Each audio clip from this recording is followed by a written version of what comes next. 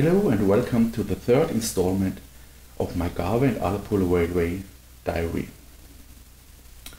First, I'll show you some new additions to the rolling stock, accessory and techniques. Here you could see my new Farish class 24 and behind the new Graham Farish class 25.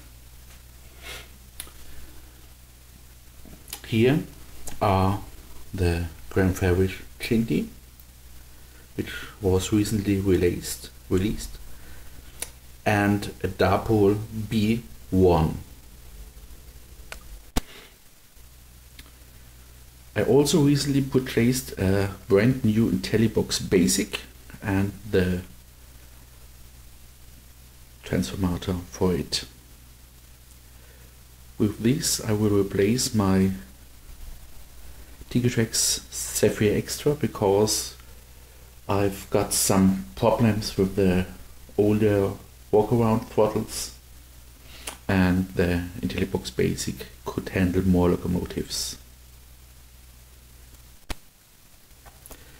Since the last installment I purchased some vehicles. These are from Oxo Diecast, Herpa and R. Parker, the Oxo Diecast Land Rover, then a Herpa B, Opel B Cadet, a Rover P4 by R. Parker, a VW Beetle, a Ford Thames, a Coma PB, and Morris Minor, famous Morris Mini, then a Ford Transit, Standard 8 and an Austin A30.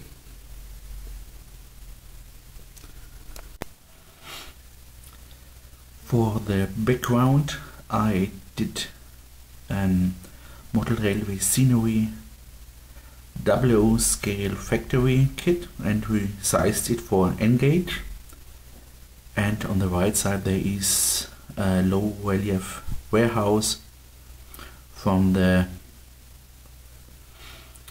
von Skatins range.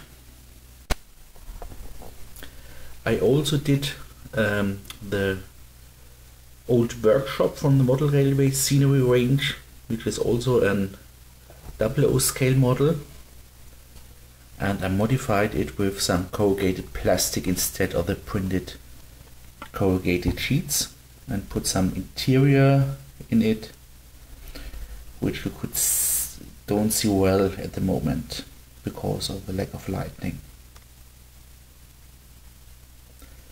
I also purchased an N-scale laser cut kit of a shed by MBZ. It's a German laser cut manufacturer, and I modified it to resemble some pre-built sheds from the UK. I also bought a coal stave from the same manufacturer.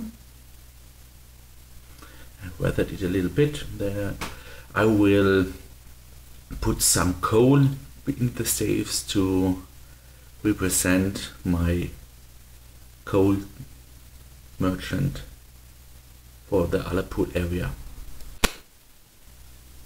In the last installment I showed you my scratch built good shed, and as you could see in these pictures, the walls around the door openings wrapped to the outside. I'll show it from the inner side. Here you could see it. This is maybe because I only used a 2-layer construction of 1 millimeter plywood and a 0.5 millimeter strength of styrene sheet. some friends told me that I should have laminated a further sheet on the inside. I will try to fix these shortcomings with a loading dock in the inside and try to press the walls against the loading dock and glue it in place. If these don't work, I will build a new shed from scratch. At the last installment, I told you that I planned an extension which I could show you now. On this extension I've got the Inverlael station, which you could see here, with a branch line emerges to the Blaris-Helloch on the opposite side of Loch Broom. At Inverlael station there will be a good shed around here, and a loading dock, a loading track here. There will also be a whiskey distillery, which is here. You could see the Farish Scencraft buildings in place, and a warehouse made from SD moldings. And here on this track I will place a cooperage. At the fiddle yard area there will be a 3-track yard where the branch line ends in this area shown. And there is the branch line, and on the outside is the main line from Inverlael to the fiddle yard. During the last Great-britN modular meeting held at the beginning of August, I spotted some problems with the aligning at these modular joint. Because of this, and because I'm not quite satisfied with the looking of my Leckmelm station area, I decided to build new modules and rebuild the Leckmelm area. I will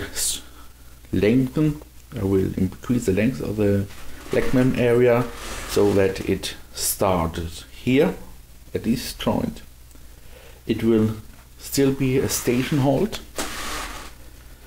but I will change the tracks for the GaURy siding, which is at the moment here, and the loading platform, which is here.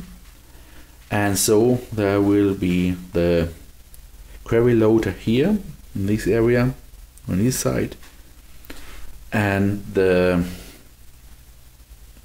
loading track will be here at the back of the module, and beside the main line there will be a switchback.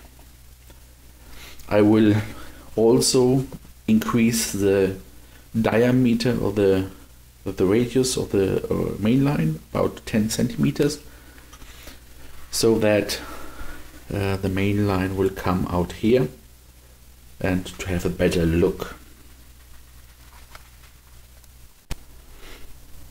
At the fiddle yard I show you the rolling stock which was used during the last operating sessions and the Great-britN meeting, except for the steam locomotives.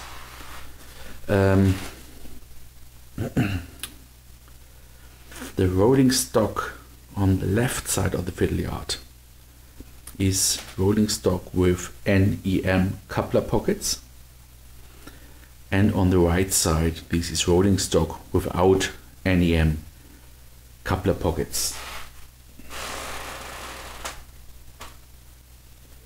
For the future, I hope in the next few months or within the next year, I try to replace the non-NEM coupler pockets on the right side, on the rolling stock on the right side, with dipole or PHO NEM coupler pockets, so that the rapido couplers could be exchanged maybe for dipole magnetic couplers. This is quite a bit of work, but because I've got a lot of Pico wagons, this could be changed quickly with the dipole NEM conversion kit. Here is a station entrance area of Ullapool. Last time you have seen it, I put down the woodland scenics turf. Until then I put on static grass, hedgerows and bushes, and painted the road surface, and I also put scale scenes textures on the retaining wall. It's quite not finished, and these buildings at the background are only temporarily placed.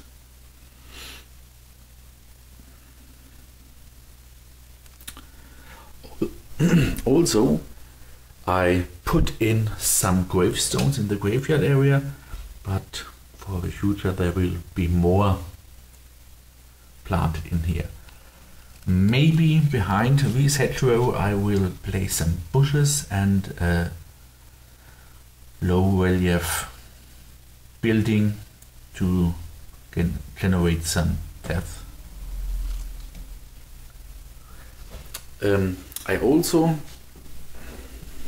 plan to install the background for Ullapool in the next few days, and then I hope to add the scenery and details on the far side of the Ullapool modules.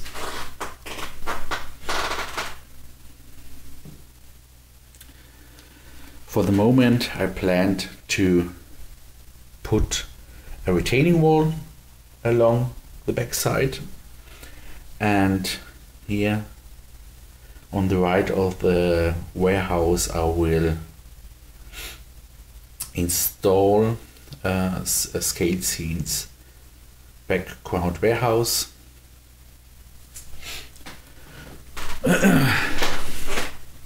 I also thinking of installing a decline here for a road from the retaining wall, which would give access to this area. Then there will be a signal box and maybe some engineering huts. I hope you enjoyed the update on my railway, and I hope to show you some progress soon. Maybe in ordinary YouTube movie or another video update of the layout. Thank you for watching and have a nice time.